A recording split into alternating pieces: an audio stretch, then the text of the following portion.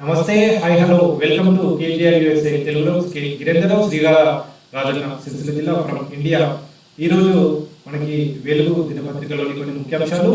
చెట్లు పెంచకుంటే CS జైలుకే, July 23 కల్లా పర్యావరణం పునరుద్ధరించాలి, లేకుంటే కార్యదర్శులకు జైలు తప్పదు అంటూ సుప్రీంకోర్టు ఇచ్చినటువంటి ఒక జడ్జిమెంట్, ఒక తీర్పులాగా మనకి ఇక్కడ కనిపిస్తుంది.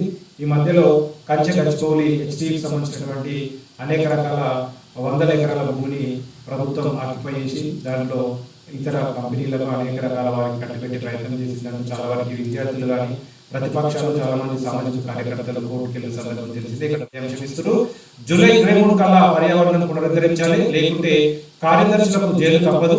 కంచ గచ్చిబౌలి భూముల కేసులో సుప్రీంకోర్టు లాంగ్ వీకెండ్ చూసి ఎందుకు మొదలు పెట్టిండ్రు, పర్యావరణానికి జరిగిన నష్టాన్ని పూడ్చాల్సిందేనని వ్యాఖ్యానిస్తున్నారు. అయితే అక్కడ చాలా వందల ఎకరాలు, వేల ఎకరాలు మనకి ప్రకృతి కోసం, అంటే పర్యావరణం కోసం, ముఖ్యంగా మంచి స్వచ్ఛమైన గాలి కోసం ఆ రకంగా వదిలిపెట్టినట్లయితే తెలుస్తుంది. అందులో అనేక రకాలుగా ఇటు జంతు అనేక రకాలుగా ఉన్నటువంటి మనం వీడియోలో చూడడం జరిగింది. అయితే దీని గురించి ఇక్కడ అన్నటువంటి ఒక అంశాన్ని ఇక్కడ ఇస్తున్నారు. కంచ గచ్చిబౌలి భూముల కేసు విచారణ ఇవాళ సుప్రీంకోర్టులో జరిగింది. పర్యావరణానికి జరిగిన నష్టాన్ని పూడ్చాల్సిన బాధ్యత ప్రభుత్వంపై ఉందని సుప్రీంకోర్టు స్పష్టం చేసింది.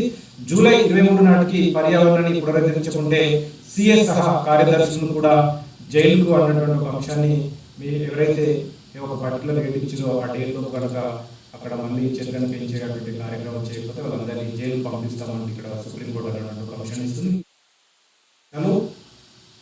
జైలు పంపాల్సి ఉంటుందంటూ ఘాటైన వ్యాఖ్యలు చేసింది సిజేఐ జస్టిస్ బిఆర్ గవాయ్ నేతృత్వంలోని ధర్మాసనం. ఈ కేసు విచారణ చేపట్టింది.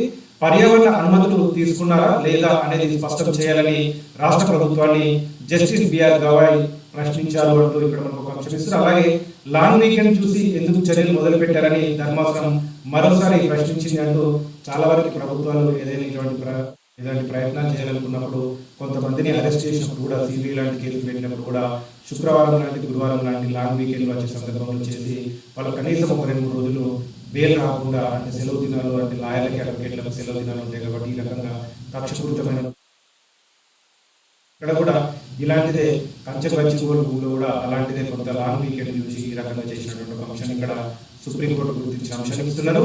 లాంగ్ వీకెండ్ చూసి ఎందుకు చర్యలు మొదలు పెట్టారని ధర్మాసనం మరోసారి ప్రశ్నించింది. నష్టాన్ని పూడ్చేందుకు తీసుకునే చర్యలను స్పష్టంగా చెప్పాలని కేంద్ర సాధికార సంస్థలు దాఖలు చేసిన నివేదికపై కౌంటర్ దాఖలు చేసేందుకు రాష్ట్ర ప్రభుత్వం తరపు న్యాయవాది సమయం కోరారు. జూలై 23 కల్లా ఆ ప్రాంతంలో పర్యావరణాన్ని పునరుద్ధరించే చర్యలు చేపట్టాలని కోర్టు తెలిపింది. ఈ మేరకు కేసు విచారణను జూలై 23కు వాయిదా వేసింది అంటూ మనము గత నెల రోజుల క్రితం చూసాము. అటు